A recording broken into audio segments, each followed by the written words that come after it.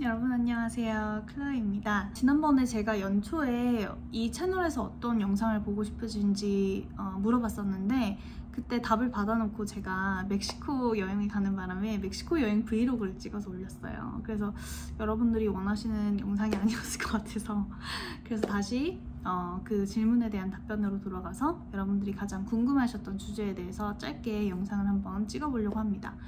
역시나 이제 애 키우는 워킹맘이다 보니까 준비할 시간이 많이는 없었어서 좀 의식의 흐름대로 또 챗GPT의 도움을 받아서 한번 좀 얘기를 이어가 보도록 할게요.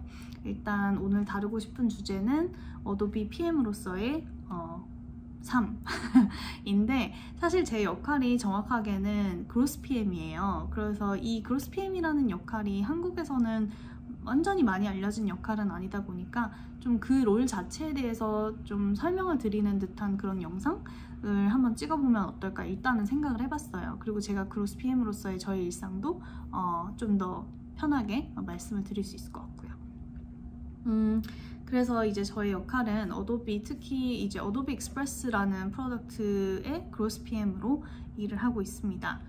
지금 한 2년 정도 된 것 같은데요. 그래서 이제 트래디셔널 프로덕트 매니저들은 최대한 이 유저 밸류에 되게 포커스를 맞추고 장기적인 관점을 가지고 움직이는 그런 롤을 갖고 있다면 그 growth product manager 같은 경우에는 비즈니스 KPI를 놓고 그거를 임프루브 하기 위해서 뭔가 좀 더 빠른 텀으로 움직이는 그런 롤이라고 생각하시면 될 것 같아요.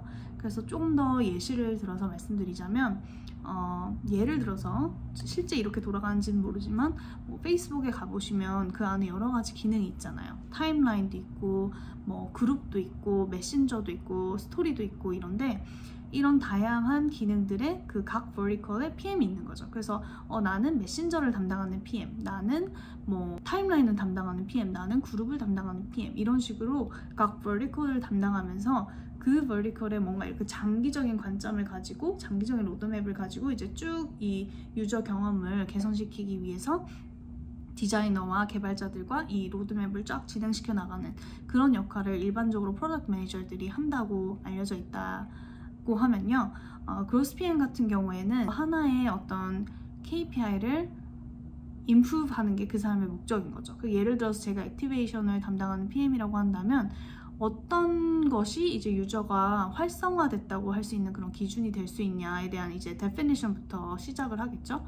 예를 들어서 페이스북에서는 유저가 7일 내에 7명의 친구를 만들었을 때 그 이후에 뭐 돌아올 확률이 더 높더라 뭐 이런 걸 통해서 7day 안에 이제 7 friends를 만드는 걸 액티베이션 어떤 매트릭으로 잡을 수 있겠죠. 뭐 이런 건 완전히 예시입니다만 예를 들어서 그거를 나의 석세스 매트릭으로 잡았다고 한다면 그거를 올리기 위해서 이 첫 7일간의 유저 경험을 되게 홀리스틱ally 보는 거예요. 그래서 이 그룹 아니면 뭐 메신저 이거 하나만 보는 게 아니라 이 전체 유저가 할 수 있는 경험을 보고 어떠한 것들을 했을 때 이 유저가 이 7일 내에 7명의 친구를 만들 확률이 높은지에 대한 다양한 그런 가설을 세우고 그 가설에 따라서 이제 테스트를 기획을 해서 A/B 테스트를 돌리고 뭐 위너를 프로덕타이즈 하기도 하고 아니면 거기에서의 배운 러닝들을 이 트래디셔널 프로덕트 매니저들이랑 공유를 해서 이 제품의 이 장기적인 로드맵에도 긍정적인 영향을 끼치는 거죠.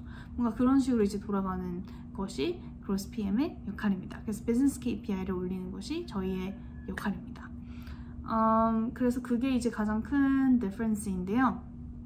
어떤 사람이 그로스 PM을 하면 좋냐라고 한다면 일단 기본적으로는 프로덕트 매니저랑 하는 것이 전 비슷하다고 생각해요. 왜냐면 어쨌든 간에 이 유저가 겪고 있는 문제를 이해하고 또 그거에 맞는 이 테스트지만 테스트를 기획해서 유저 경험을 어쨌든 기획을 해서 디자이너와 개발자와 이것들을 진행시켜야 되는 역할이 있기 때문에 기본적인 어떤 프로덕트 매니저가 가져야 되는 역량들을 모두 가져야 되고 거기에 더해서 이런 그 데이터 드리븐 마인드셋이 있는 사람이 되게 중요한 것 같아요. 테스트를 기획할 때 데이터에서 출발하는 경우가 많아요. 이 유저 저니 내에서 어디서 유저들이 드롭을 하는지 그리고 그 왜 그런지에 대해서 분석하려면 어쨌든 이 어디서 드롭하는지 이런 기본적인 데이터를 볼 수 있어야 되고 또 테스트를 돌리고 나서도 그 테스트 결과 분석한 것들을 이해할 수 있어야 되고 그런 것들이 되게 많이 있기 때문에 이 데이터를 이해하는 능력이 되게 중요하겠습니다.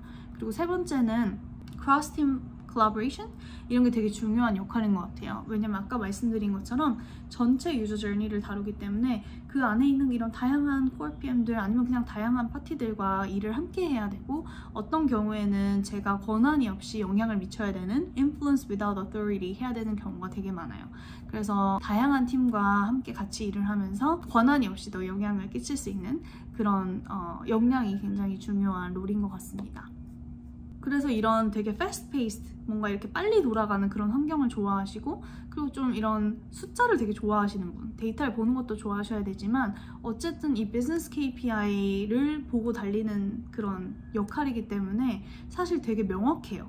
어떤 게 위너고 어떤 게 루저고 이 모든 게 숫자로 판명이 되고, 숫자로 된 골이 있고, 그걸 내가 그 타겟을 넘었는지 아니면 못 넘었는지 매주마다의 KPI를 보면서 약간은 그런 어떤 정말 숫자로 된 정확한 프레셔가 있기 때문에, 그런 프레셔가 너무 힘드신 분들은 사실 이 롤이 맞지 않을 수 있는데, 오히려 그렇게 딱 명확하게 숫자로 나오는 걸 좋아하시는, 저는 MBTI가 ENTJ입니다만 약간 TJ 이런 분들이 잘 맞을 것 같다는 생각이 들어요. 그리고 어떤 장기적인 비전을 가지고 이 제품을 좀 기획해보고 싶다라고 하면 사실 트래디셔널 프로덕트 매니저가 더 맞을 수도 있겠죠.